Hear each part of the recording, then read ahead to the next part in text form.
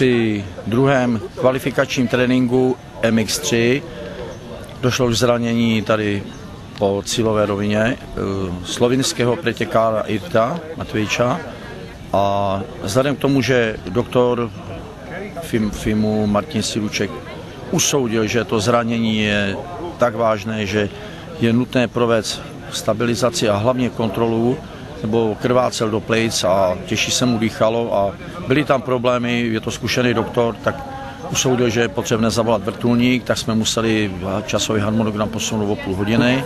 A momentálně informace z nemocnice, teď před zasednátím žury jsme byli informováni, že chlapec je stabilizovaný, ještě výsledky nejsou ještě kompletně spravený, čeká si na výsledky odborného vyšetření a CT tam provedeno na nemocnici v Kramáru.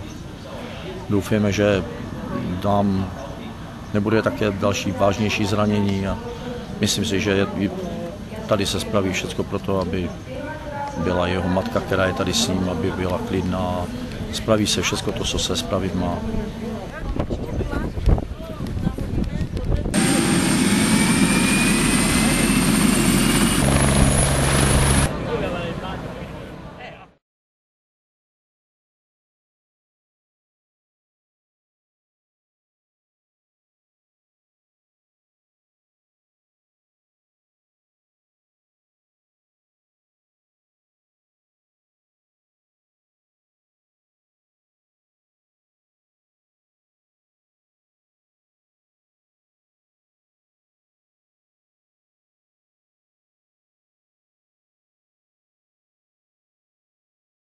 Nedopadlo to tak, jak jsme očekávali toto zranění.